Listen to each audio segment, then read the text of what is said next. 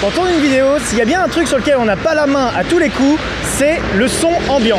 Et si jamais je vous disais qu'il existait un outil qui vous permet d'isoler votre voix de l'environnement sonore qui vous entoure, c'est ce qu'on va voir aujourd'hui.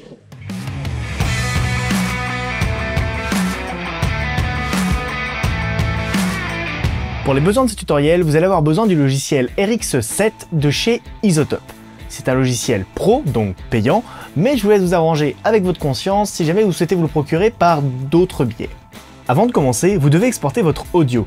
Dans mon cas, j'exporte l'intégralité de ma voix face cam en solo, afin de ne pas exporter aussi le jingle de début et d'éventuels effets sonores. Pour l'export, faites-le en WAV, de manière à pouvoir conserver une qualité maximale.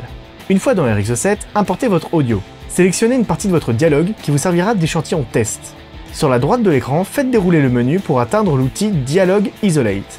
Une fois dans la fenêtre de Dialogue Isolate, vous pouvez immédiatement lancer une preview et voir à quel point ce logiciel RX7 est incroyablement puissant quand il s'agit d'isoler une voix. Donc comme vous pouvez l'entendre, c'est juste à côté d'une rocade et j'ai beaucoup de bruit autour de moi. Ma voix est difficilement audible, en plus il y a du vent, il y a tout. Bref, le son est très mal isolé et vous allez voir maintenant qu'on peut isoler sa voix directement grâce à ce Dialogue Isolate de RX7.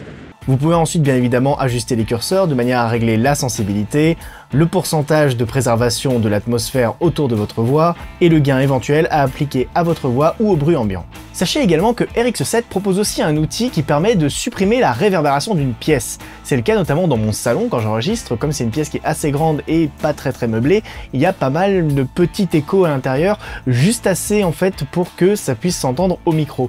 Grâce à cet outil, en fait, vous pouvez tout simplement le supprimer. Pour ce faire, il vous suffit d'aller dans le menu sur la droite de votre écran, sélectionner l'outil Dialogue des reverbs et ensuite pareil vous jouez avec les différents paramètres, des previews pour voir le résultat et une fois que c'est terminé vous sélectionnez toute votre timeline et vous faites un rendu.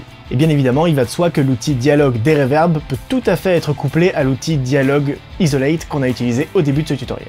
J'espère que ce petit format hyper rapide vous aura plu. Si jamais c'est le cas, n'hésitez pas à mettre un petit commentaire, à partager la vidéo auprès de vos amis et à vous abonner à la chaîne si c'est pas déjà fait. Je vous dis à dimanche prochain pour une nouvelle vidéo et d'ici là, n'oubliez pas de filmer, apprendre, progresser.